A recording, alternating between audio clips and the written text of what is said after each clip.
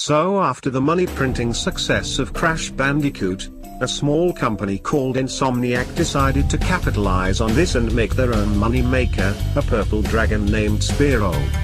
Spyro follows the story of a dragon named, well, Spyro on a quest to save all dragons from an evil green man named Nasty Nork who had his feelings hurt by the dragons and turned them all to stone. So graphics. So this game has some nice graphics. Spyro follows a distinctive theme of a medieval world home to dragons, green people, and sheep.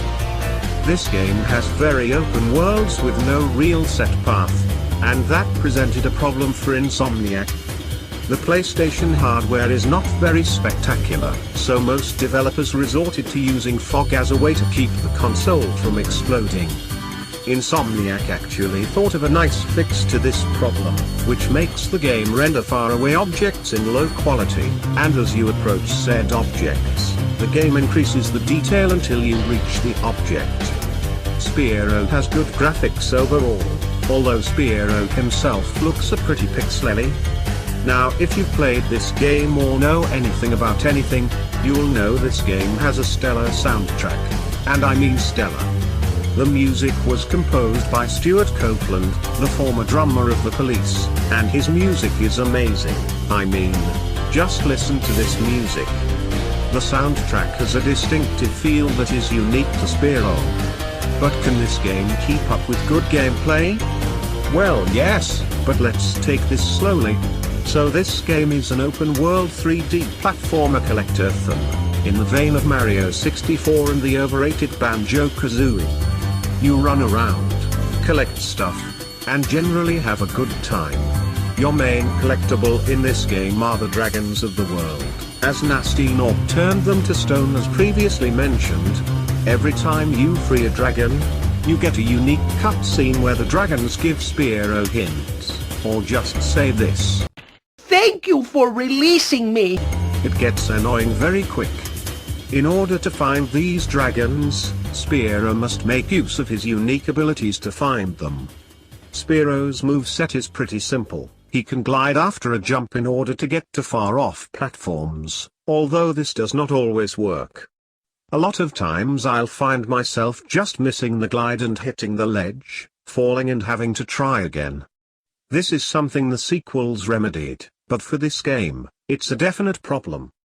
Spyro has the ability to breathe fire like any self-respecting dragon should, and he can charge with his horns, which is an incredibly amazing ability. This allows him to run much faster and demolish anything in his path, although there is another problem I have with this, and that is that if you jump while charging, you won't be getting very far. That there is my biggest problem with Spyro 1, the unfluidity of the controls. You have to stop moving just to glide to a ledge without failing spectacularly, and this completely breaks the flow of the game. It's not too big an issue, but it's still problematic. So other than dragons, Spyro's other mission is to collect gems. You see, Nasty Nork has stolen all the dragon treasure and turned some of it into enemies to fight for him. This means you have to kill every enemy, but honestly that's not too bad. Now, collecting every down gem could be very frustrating if it wasn't for one thing. See the little bug following me around everywhere? That's Sparks, and he is amazing.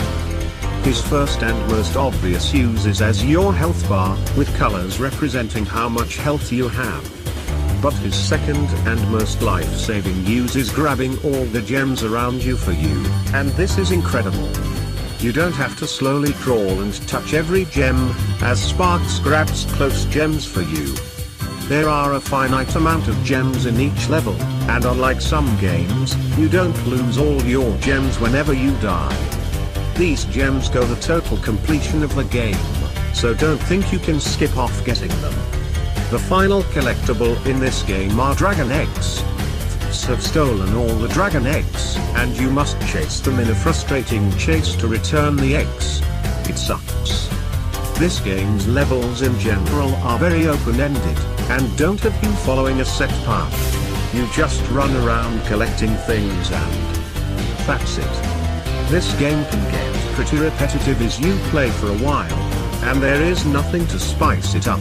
Except for one thing I will get to in a bit, but first, power-ups. This game has 2 power-ups, and they're a good time.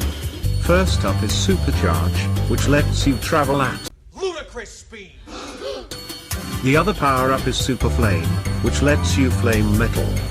Now this game has one thing to break up the monotony, and that is the Speedway levels. In the Speedway levels, you have infinite flight, and you must fly through rings and flame stuff, in other words, more collecting. But in the final chapter of this review, we speak of bosses. To be frank, this game's bosses are terrible.